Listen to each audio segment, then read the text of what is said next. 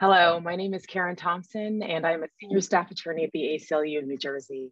And it is my great honor today to be the moderator for this discussion, A Year of Mourning, A Year of Protest, Justice and Policing, a year after George Floyd's murder. I would like to thank our fantastic co-sponsors for this event, Newark Communities for Accountable Policing, Asbury Park Demands Police Oversight, Black Community Watch Line, Faith in New Jersey, Integrated Justice Alliance, the Latino Action Network, the New Jersey Institution for Social Justice, and Salvation and Social Justice. Before we get into the panel, I would like to introduce Amol Sinha, the Executive Director of the ACLU New Jersey, for a few words.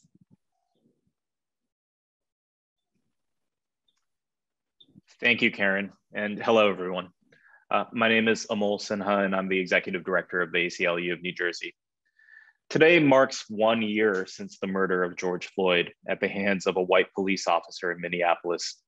We all witnessed his last breaths, and there are no words for what we saw. To call it an injustice is a gross understatement. Mr. Floyd's death sparked national and global outrage and further invigorated the movement for Black lives and drove calls for reimagining policing, including holding police accountable, reforming the police, and defunding the police and reinvesting in life-affirming social services.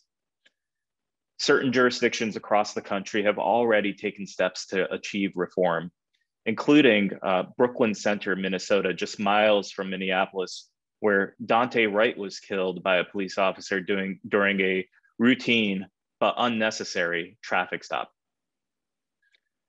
But in the vast majority of the country, including here in New Jersey, we've seen little to no action. Leaders at every level of our government, including right here in our home state, have spoken George Floyd's name and talked of his death as an injustice, and even callously referred to a post-George Floyd world. However, the conditions and structures that led to Mr. Floyd's death still exist. And in New Jersey, not a single piece of legislation has passed in the past year to help reform the police. We need more than words and rhetoric. We need justice and accountability. Now, let's be clear. No policy change is going to achieve the full breadth of racial justice we need, but doing nothing is simply unacceptable. We must have full transparency of policing in New Jersey. We must ban chokeholds entirely. We must severely limit the use of force. We must embrace full-throated civilian review boards. And yes, we must end qualified immunity to hold officers and police departments accountable for misconduct. Our systems of policing, which uplift and maintain white supremacy, must end. We must imagine a world where racial justice and public safety can coexist. But we can't do so without scrutinizing the institution of policing and dismantling the pieces that serve neither interest. So today we're both mourning George Floyd and also uplifting a critical marker for the movement that was brought to the fore of our nation on May 25th. And we're marking this moment in a time as a reflection point for what we want to see, because business as usual is unacceptable and institutional practices steeped in racial violence must change. We at the ACLU stand by our partners and community members, and we're ready to work for that change. So I'm grateful to all of you for watching. I'm grateful to our esteemed panel. And I'm grateful for New Jerseyans who are demanding change every single day. Thank you.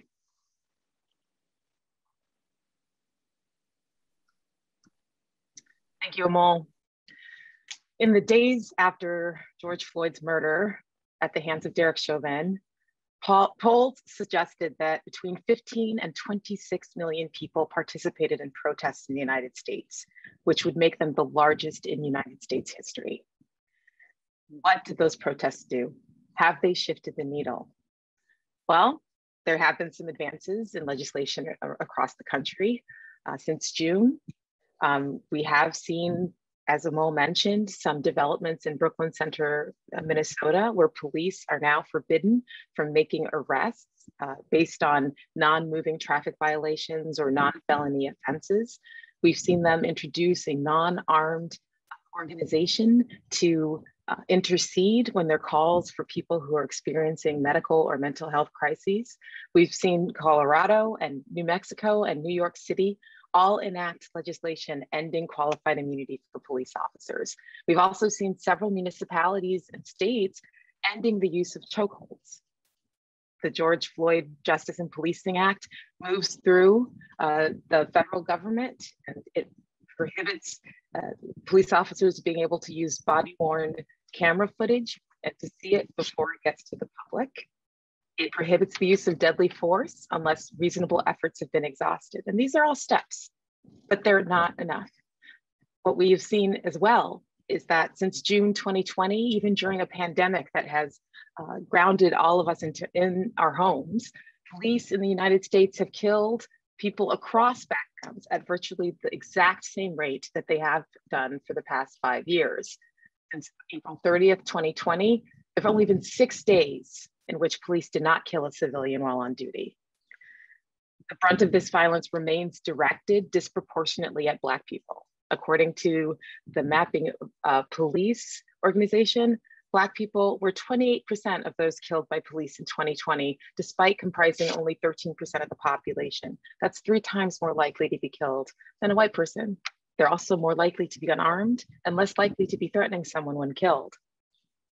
A poll taken in April by 538 also shows that since June of last year, trust in law enforcement has grown by 9 points, while trust in the Black Lives Matter movement has decreased by 6 points, which is a particularly interesting take, given that the majority of white Americans have never supported Black Lives Matter, and their support for the organization peaked at 43% in the days after Mr. Floyd's murder.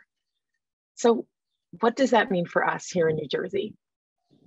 Well, we remain behind the pack, as Amol stated, with regard to reform efforts.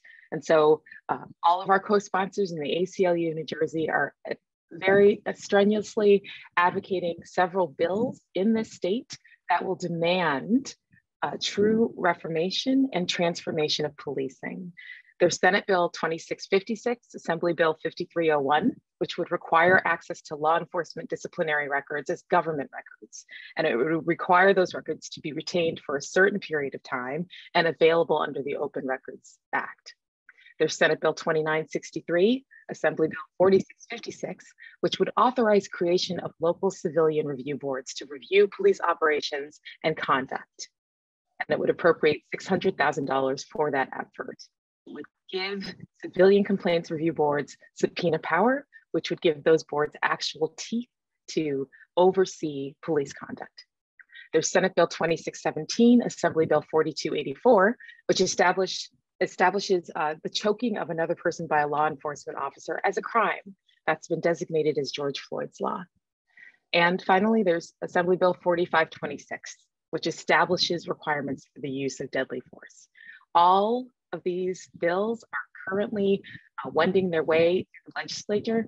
You, New Jerseyans, you have the power to raise your voice and to demand that these changes be enacted into law. There's a link in the chat below. You can use that link to send a message to your legislatures and urge them to pass the bills that I just mentioned. So please do that today in honor of Mr. Floyd's legacy. With that, it is my great honor to introduce our 2 panelists today. Khalil Gibran Muhammad is the Ford Foundation Professor of History, Race, and Public Policy at the Harvard Kennedy School, and the Suzanne Young Murray Professor at the Radcliffe Institute for Advanced Studies. He is the former director of the Schomburg Center for Research in Black Culture, which is a division of the New York Public Library and the world's leading library and archive of global Black history. Khalil's scholarship examines the broad intersections of race, democracy, inequality, and criminal justice in modern United States history, a theme that he wrote about extensively in his book, The Condemnation of Blackness, Race, Crime, and the Making of Modern America, which I keep very close at all times, a book that has won the 2011 John Hope Franklin Best Book Award in American Studies. He's also a resident of West Orange, New Jersey. And Zayid Muhammad, a familiar person to all of us here, is an organizer for Newark Communities for Accountable Policing, a humanitarian, and an activist in Newark for over 35 years. A survivor of gun violence, he is a founding elder member and a media advocate for the Newark Anti-Violence Coalition. And gentlemen, welcome. Thank you so much for giving me some of your time today. I appreciate it, and I'm looking forward to our conversation. Thanks, Karen. Thanks a lot, and great to be here with Zayid. Humble everybody.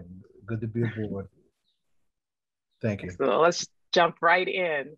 So my first question to you both is that the evidence has been presented to us over and over and over again about police overreach. The same analysis, the same recommendations for change, accountability, charging police with criminal offenses when they do criminal things, and CCRBs with subpoena power. This is the same conversation that we've been having. It's this conversation that we're having today. So is there anything different about today than where we stood at the end of that 9 minutes and 29 seconds a year ago when George Floyd's life was snuffed out? Well, I'll just take a quick stab at it. I mean, in historical terms,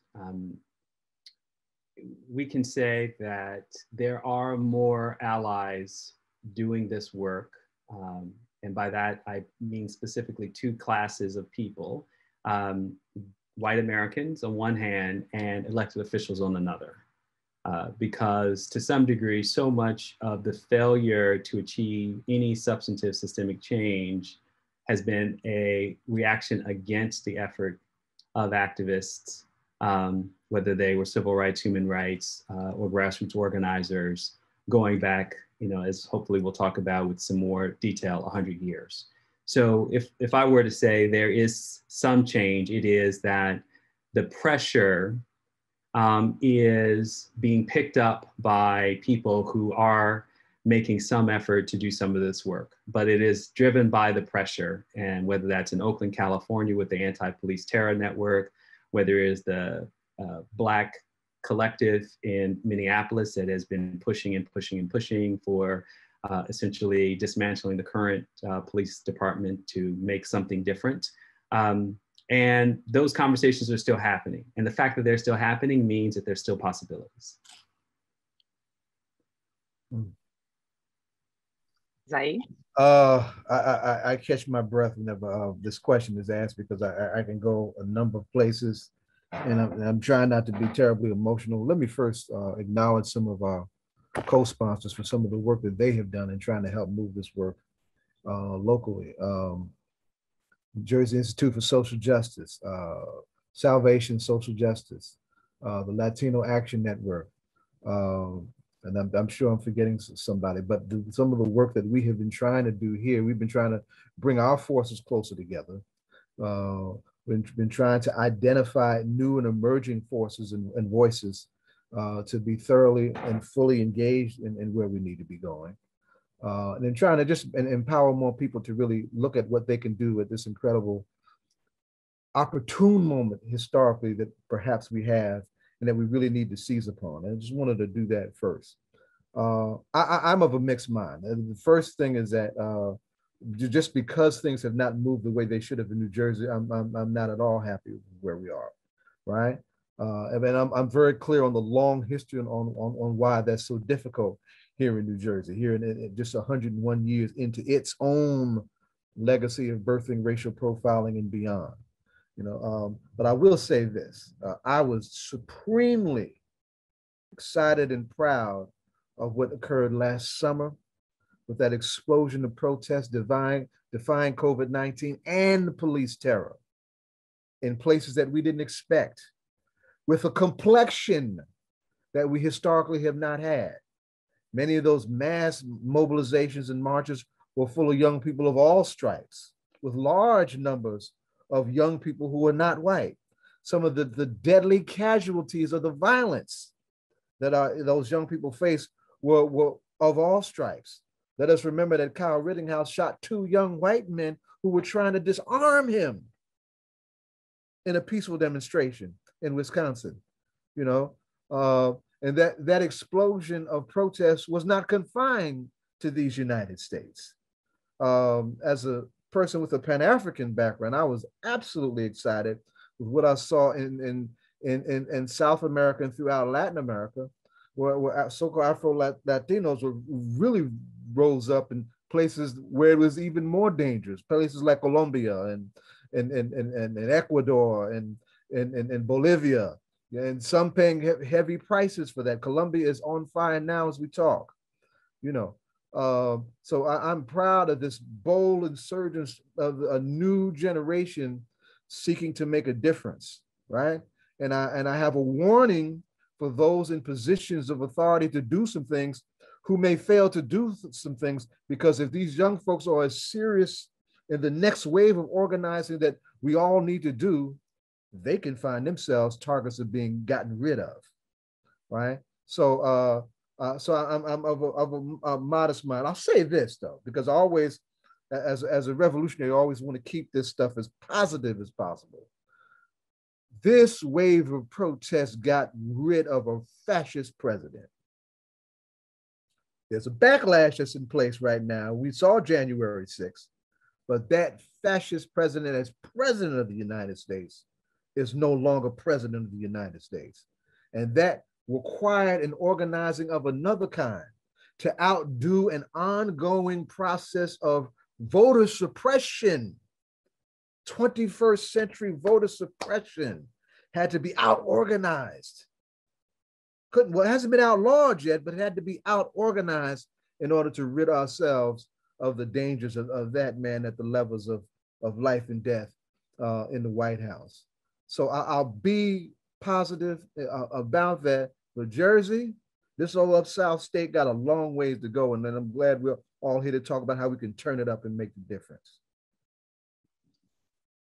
So to that point, this is for you, Khalil. We know that there have been commission after commission on the question of police violence.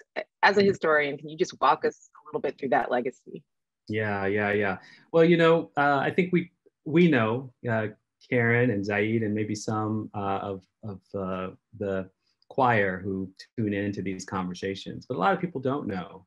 I mean, one of the legacies of American racism is the whitewashing of our history, the mythologization of America's exceptionalism, which of course was bought at the expense of the indigenous population and of course the chattelized enslaved people and so many others for 400 years. And you just can't never not say it, because it's precisely the silence around it and the erasure of that history that underwrites what we see in our society today.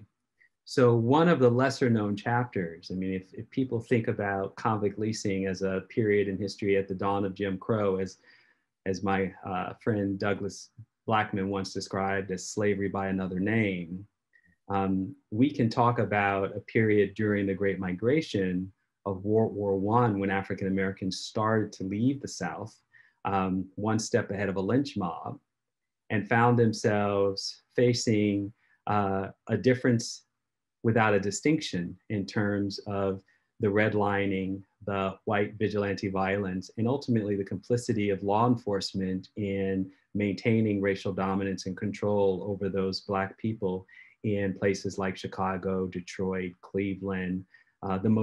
The most exceptional instance of racist terror is, of course, Tulsa, Oklahoma, which this summer we will acknowledge the century anniversary of the mass murder of hundreds of Black people who were doing little more than succeeding against the odds in that Western town. So it turns out that the first documented, recorded, what we call blue ribbon commission study around this issue of systemic police violence comes by way of Chicago in a report that was published in 1922. That report was a response to a racist attack on the Black community in the wake of the killing of a young man, Eugene Williams, 17 years old, been swimming on Lake Michigan on a part of the beach that was supposed to be for whites only. Now, this is the part of American history that most white Americans and a lot of our own children, Black and brown, don't know, is that yes, there were color lines 50, 60, 70 years after the end of slavery and in northern cities. And so Eugene Williams is stoned to death by whites. Everyone witnesses this. Black beachgoers appeal to a police officer who's there to arrest those who killed this young man, stoned him to death, and he drowned. He refuses, and it was their insolent disrespect of the officer to do justice, to protect and serve Black people, that white people take as an affront to their own sense of white supremacy in Chicago, which sets off several days of racist attacks on the Black community, which, thank God, the Black community fought back. They armed themselves, they fought. They took most of the casualties of this conflagration, and they were the vast majority of those arrested, which again started with Black people being attacked. What came out of this was the first documented evidence of an overwhelmingly white criminal justice system. By overwhelming, that's an understatement, where people within that system testified, the white officials of that system testified about the sheer scale of systemic discrimination. I'll just read a couple of lines from the report. They admitted on record that police officers were more likely to arrest Negroes more freely than whites, to book them on more serious charges, to convict them more readily, and to give them longer sentences, right? So we didn't need to get to the Sentencing Commission report of the last several years to arrive at the same problem 100 years ago in this Chicago report. Another judge stated that he knew that there were police officers who, for example, went into certain places in certain Negro clubs and arrested Negroes there that they found there, bringing them into court without any bit of evidence of any offense. And so the problem of racist policing, of racial profiling, of brutalized policing shows up in this report. And the report basically goes nowhere. It doesn't change the nature of policing in Chicago. And what comes next is a similar report in Harlem in 1935, which came to similar conclusions. The interesting thing about the Harlem report is that it actually enumerated the exact same recommendations that we would see today and playing out over and over again. They pointed out that essentially Harlem, and I'll note here, they use the language of Harlem police, or police in Harlem, show too little regard for human rights and constantly violate Blacks' fundamental rights as citizens. Police aggressions and brutalities more than any other factor weld the people together for mass action. And here I'll note, it is clearly the responsibility of the police to act in such a way to win the confidence of the citizens of Harlem and to prove themselves the guardians of the rights and safety of the community rather than its enemies and oppressors. And finally, they note that officers of the law, and I'm reading verbatim, should not only be subjected to investigation and punishment by the police department, but that action should be taken just as vigorously as where any other person is charged with crime. I mean, Karen, you can't make this stuff up. And I didn't give the details that I write, and I won't. That just to simply to say an unjust police action against an Afro-Puerto Rican youth, another teenager named Lino Rivera, led to Black people and brown people rising up in Harlem and saying, we're not going to accept this any longer. And so that report then gets picked up in 1943 with another report in the wake of the attack on a Black soldier, a Black GI. But by that time, we get more reports. In 1965, the Watts Commission, or McCone Commission, looks at Watts, comes to the conclusion that policing is the powder keg. It is the tip of the spear of systemic racism in America. And then, of course, the Kerner Commission report, which is published in 1967, makes quite clear in such a profound way that this problem of policing cannot be solved with more policing or better policing. And ultimately, one of their recommendations, as you've already noted, is to establish independent citizen review boards to hold police officers accountable for the systemic pattern. Kerner included a lot of commissioners, most of whom, there were 10, led by the Illinois governor, Otto Kerner, and co-led by Mayor Fiorello LaGuardia, then mayor of New York City. There were 8 white members, 2 Black, but one of the people testifying was Kenneth Clark, the famous social psychologist. He and his wife, Mamie Clark, had done the doll studies, which had proved instrumental in overturning segregation in the Brown decision. And as you've already paraphrased, he testified before this commission, and his precise language says that he had already read the Chicago Report in 1919. He'd read the Harlem Report in 1935. He'd read the Harlem Report in 1943. He'd read the Watts Report, and he said it's a kind of Alice in Wonderland with the same thing, moving picture reshown over and over again. Same analysis, same recommendations, and same inaction. And so when you and Zayid talk about New Jersey in this moment and the failure to move in a year when you couldn't ask for more political currency to be spent on an issue like this, we are looking at the problem of inertia on one hand and racism, which is to say, to change a system that was meant to protect white lives in some twisted way against the sanctity and value of Black and brown lives. I'm just going to follow up really quickly, and then I'm going to punt this question to you too, Zayid. But you reference in the preface of your book a James Baldwin quote where he says that the great force of history comes from the fact that we carry it within us. We are unconsciously controlled by it in many ways, and history is literally present in what we do and all we do.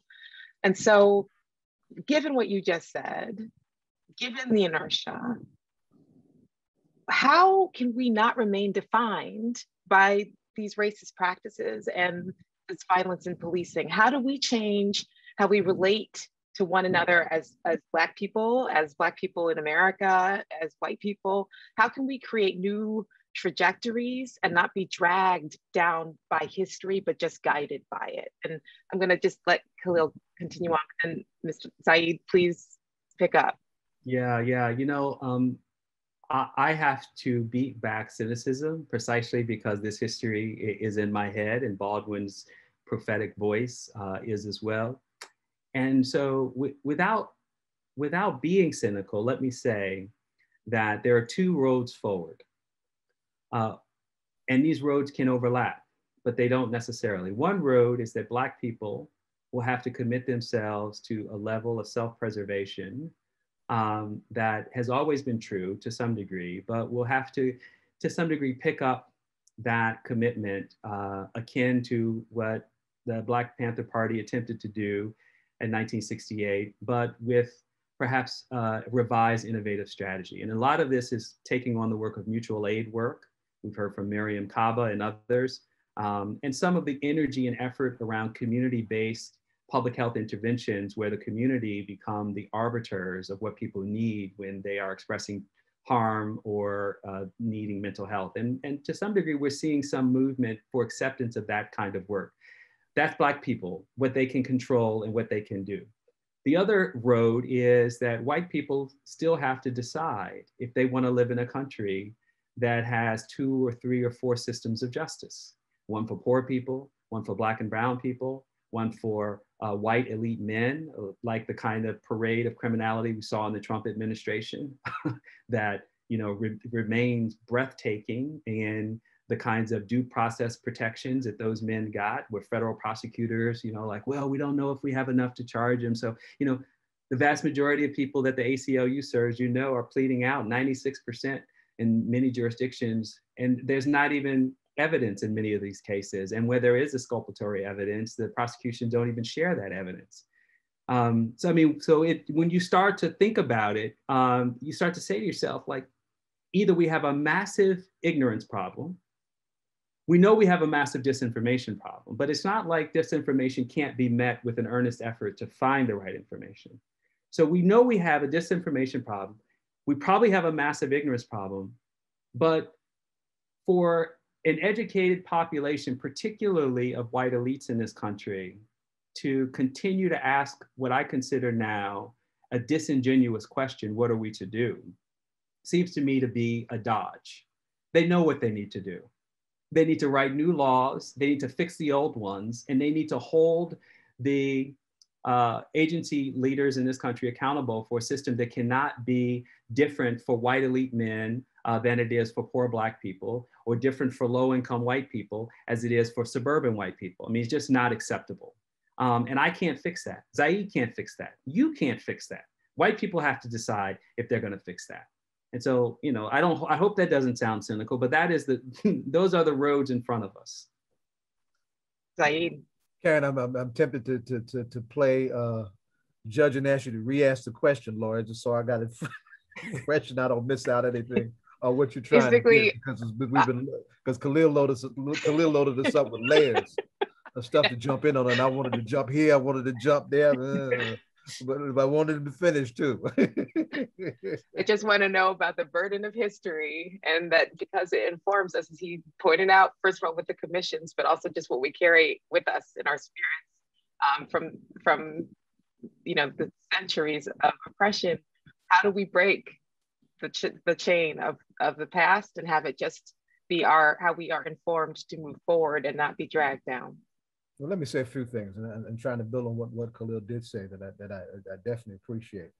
One is that my roots are in the Black Panther Party, and the Black Panther Party has 62 community survival programs that spoke to the selfhood, village-based community care that he was alluding to, right? And it was 62 programs. It was a lot of different stuff. It was loaded, right? And we're seeing an expression of some of that. Some of that also showed up last summer in a community-based way, and that was COVID-driven, right? That was COVID-driven, and that was something else that I was very grateful to see. And I'm saying that as an elder COVID survivor, and somebody who's just in the process of burying one of my former soldiers just this coming week. It was a horrible thing that we all have to face, and of course, its negative reaches have reached upon our community in a totally disproportionate way. So I agree with him totally on that, right? I think also I agree with him on the whole notion of that it being our responsibility, to fix everything. We have, as many who have appreciated the organized impact and expression of our people defying the worst expressions of racism in this country as being the soul of this country. Well, I don't know if our soul enough is going to make the difference, because if it was, I think we would be in a different place. I think one of the things, and I'll come back to Malcolm on this, because one of the things that Malcolm tried to tell white folks is that, look, y'all need to understand, if y'all going to change this, you too have a radical anti-racist tradition. And he was talking about John Brown and armed radical expression on that, right? But in a more practical way, the fact that we had this multiracial dimension of protests this past summer needs to be developed. We need genuine multiracial, fronts of really trying to change these structures so that these young white folks can get at their uncles and their racist aunties and their grandmas and their fathers and whatnot, and let them know that, this is not the future that we want for this country. This is not the future that they want for their grandchildren, right?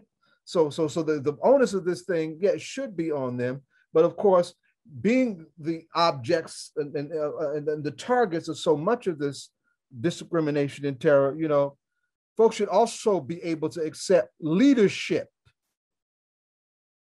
from genuine Black folks trying to change the game, genuine leadership from Black and brown immigrants who do not want to be caged like animals, trying to better their lives to a place where where this country says, like no other country in its promotion of its image, that this is the place to come to do that, and to allow their humanity to be educated out of some of their racism.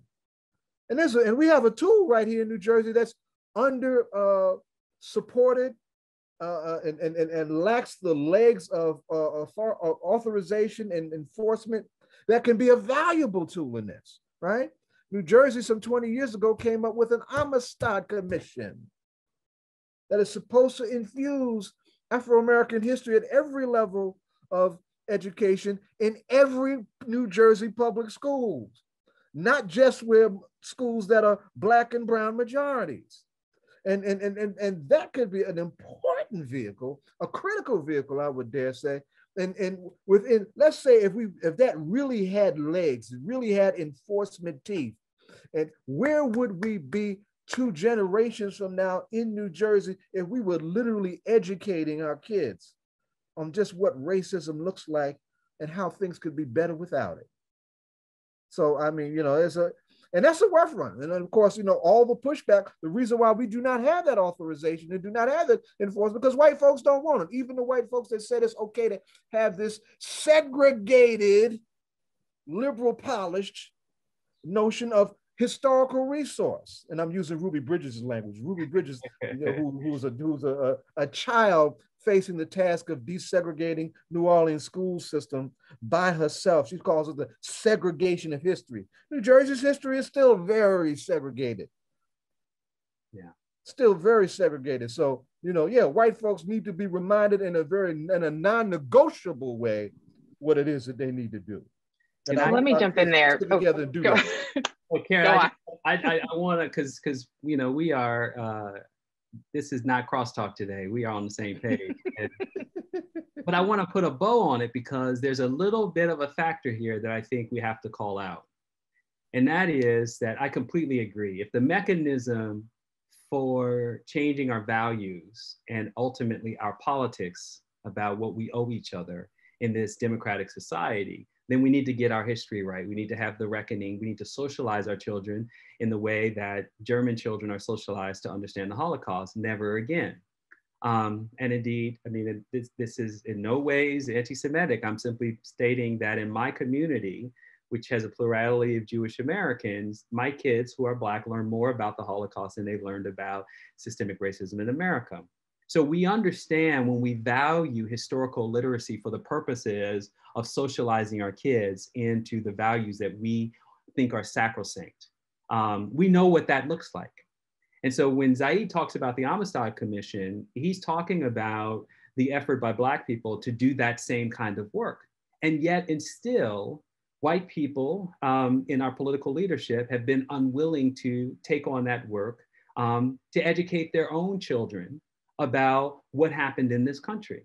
This is not an accident. For example, it took 100 years from 1915 to 2015 to open the Smithsonian Museum of African American History, because it was Black Civil War veterans who called for opening it in 1915 when that generation was dying out and said, we can't forget who made sacrifices to build a country that could be truer to its original meaning in its founding documents. And so the last thing I want to say, which is a touchy subject, but I'm going to pick up on Amol's opening remarks about legislation in New Jersey, and that is that we also have Black political leaders who have not done enough to advance this work and cannot be brokering deals for one reason or another that compromise on these issues and not imagine themselves to be different than a generation before. Because if we as Black leaders in political positions of power keep compromising on these key issues and working out backdoor deals that allow the big issues to go unaddressed, but the smaller issues to pass as some kind of compromise, then we on our watch will have been complicit in exactly the same thing that has been going on since Black people gained the franchise in the first place. And I'm gonna say it even clearer. When several years ago, during Black Lives Matter 1.0 was happening, what came out of the legislative sausage making in New Jersey was a bill to get school children to learn how to be respectful to police officers. Oh my God, yes. As if that was the problem. Oh. So, I mean, I don't know. Black leadership too. Yeah, this is my point. So we got some work to do, even when we are in political positions representing us in a state that is the most southern state in the Union, north of the Mason-Dixon line.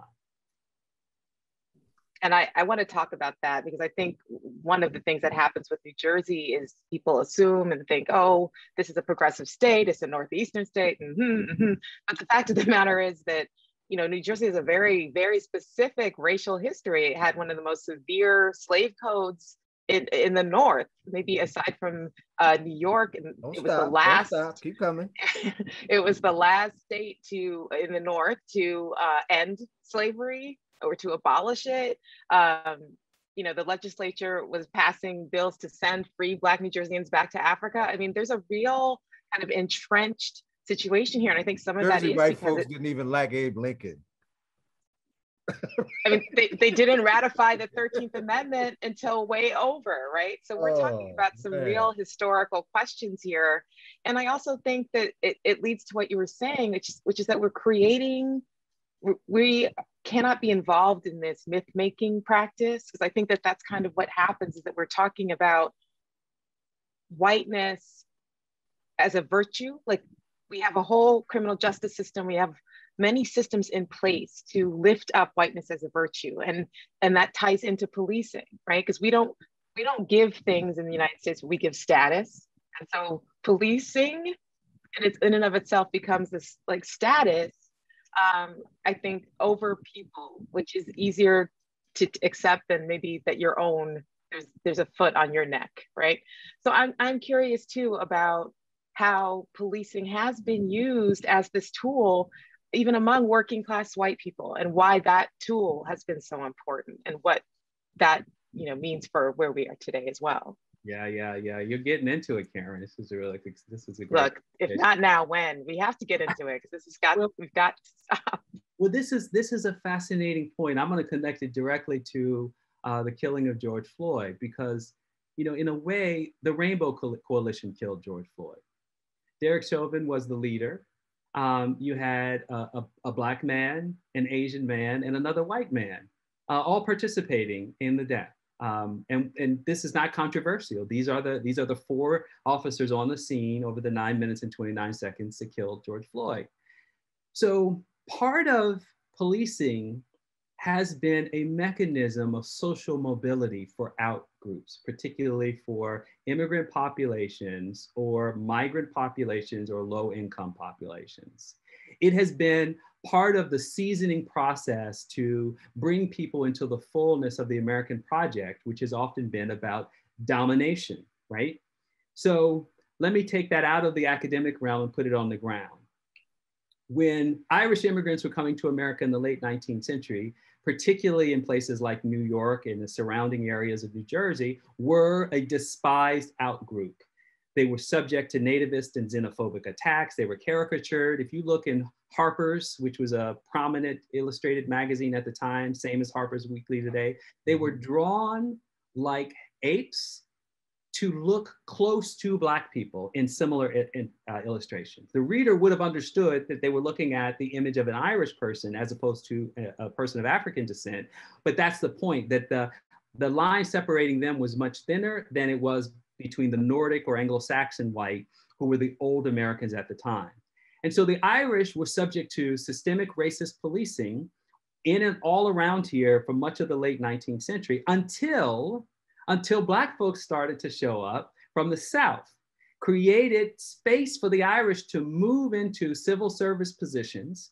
They gained a foothold in law enforcement, in fire departments, in low-level administrative political appointments. And they maintain that foothold and still do, and particularly in places like New Jersey, where white ethnics, multi-generational, still kind of carry their ethnic Italian or Irish pride on their sleeves. So as the Italians and the Blacks moved into these same places, the Irish moved up ahead of them. But the Italians eventually moved into policing as the Irish went into the mayoralty. Black folks never broke through that color line. And so the European immigrant could move through policing as a way to get to the other side of what they called Americanization back in the day. And so whether it was policing or the fire department or the building trades or the masons or carpenters, all of this was part of the social capital that would eventually be extended to white ethnic immigrants. So when white ethnics in New Jersey today say Black people are lazy and don't work hard, and my family came on boats and we were despised, they leave out conveniently that their pathway to mobility was on the backs of the group beneath them, that white people said, okay, as long as you are free to use the N-word and embrace that, then we'll let you into the club.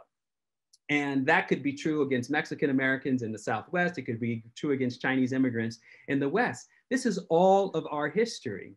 And so fast forward to today, when we look at policing, we are having the evidence in the conversation about the price of admission for Black and brown police officers to be complicit in systemic racism in policing, to stand idly by, to accept those rules as they are, to be part of the club. Now, when Black people object, they are subjected to terrorism within their own department. Some of them get shot at, beat up, run out, and they've started various organizations to protect themselves, and some have quit. We have a Black police officer in Chicago who was one of the first people to say, I will not be part of the Chicago police, the Fraternal Order of Police in Chicago, because it is a racist organization that is resisting the necessary change in this moment. So would I say that when we look at who killed George Floyd in that moment, we have to recognize that the stakes today for inclusion into policing remain similar. If you are willing to kill Black and brown people with impunity, then you can be part of the force no matter what you look like. And so when we see a police chief in Rochester defending the killing of unarmed people there who happens to be Black, we should not be surprised by this. That's why diversity is not the solution. That is why diversity is not the solution. Yeah, I'm gonna get off my soapbox. I know, right on, right on. Zayid, to that point, I'm wondering what your insight is about what this kind of policing, what this kind of the price of the ticket, what it does to actual Black communities. So what does it mean for Black communities who are engaged in this, survival kind of, back and forth? What are the ramifications on the ground?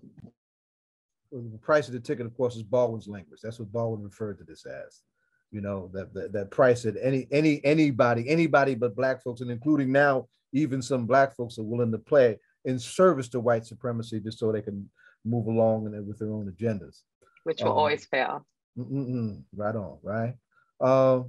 So here's what I mean. Class struggle is something that we're not comfortable talking about too, and I think Khalil actually touched on it a little while ago when he started talking about Black elected officials not honoring the challenges of the historical moment themselves and being more comfortable with compromising and making deals on something that you can't make deals with. You can't make deals with white supremacy as it continues to manifest how it's killing people. That's the white that no, you can't make deals with that. That is not going to work. And that's something I've one of the most painful dimensions of my 42 years of protest. Y'all had my old resume up. It's 35 years ago. That was years ago, right?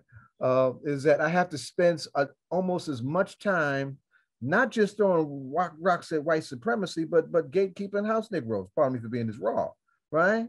Because it's real stuff. It's real stuff, and Jersey's had its shares, and we've got some who are, trying to figure out how to negotiate with this now, and that is not what this moment requires.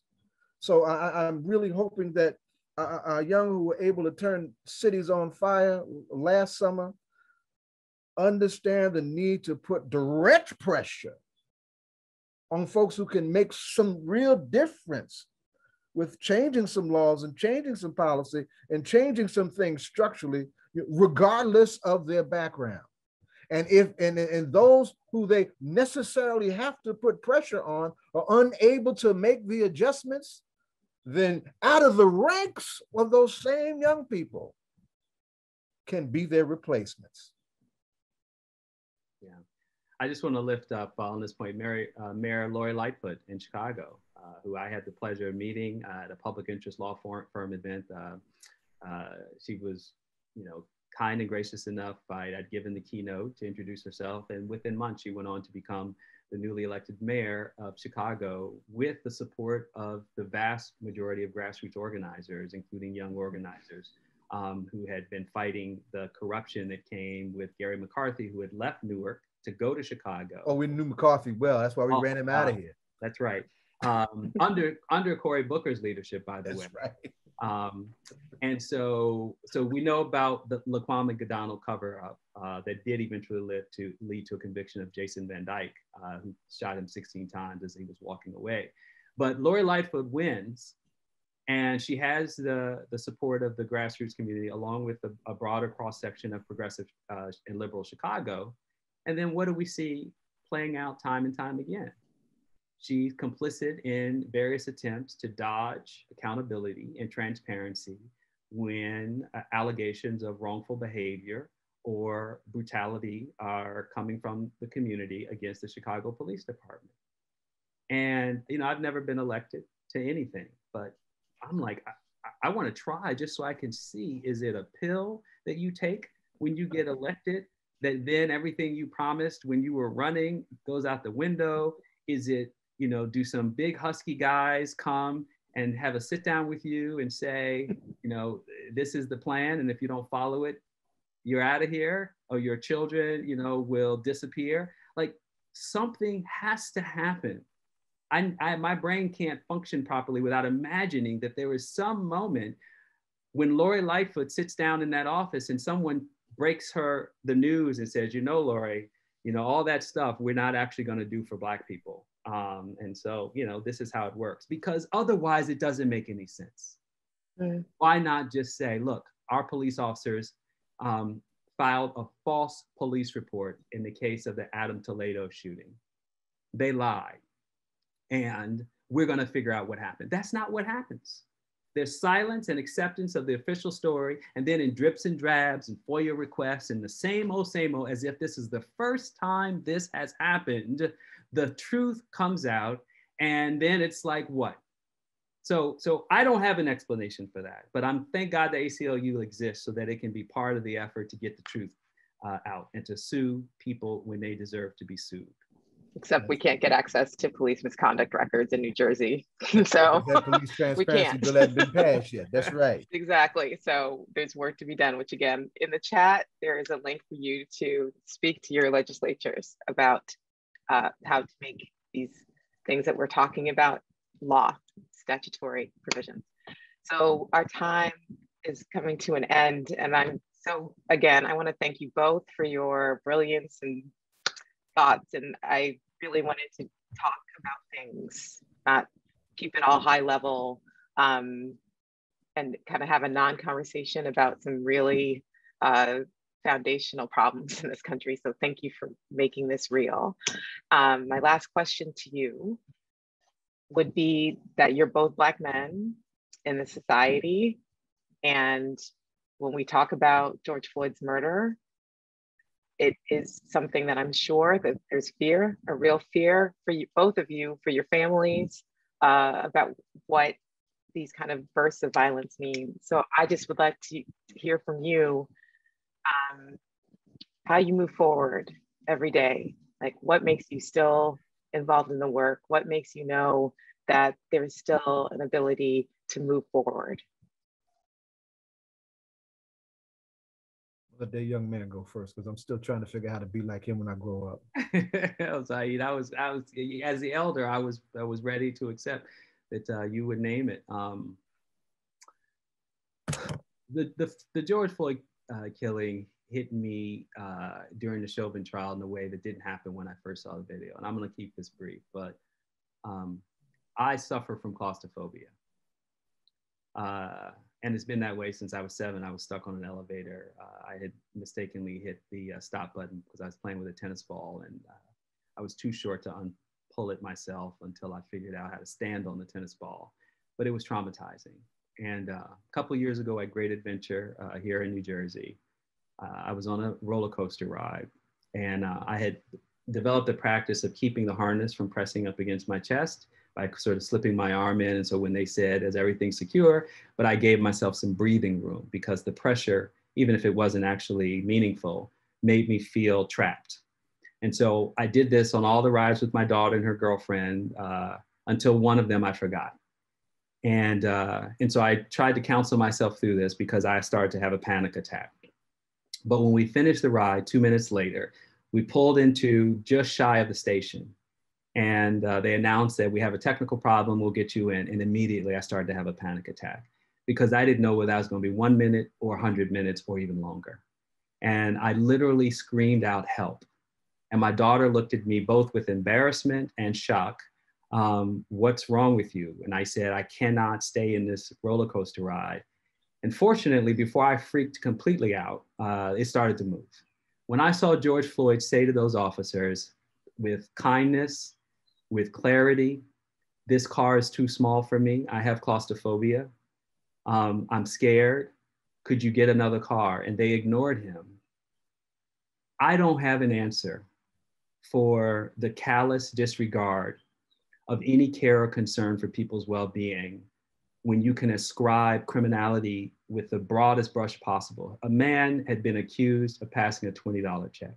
There was no reason to not honor his request. There was no reason to sit him down on the side of the car and say, hey, calm down.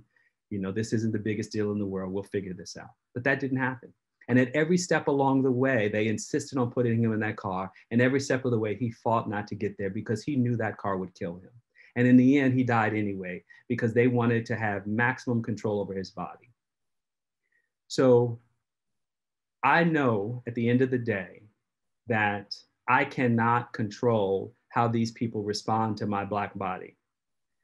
But what I do know is that I can figure out how, on one hand, to avoid these people, and on another hand, to spread the news that this is not okay.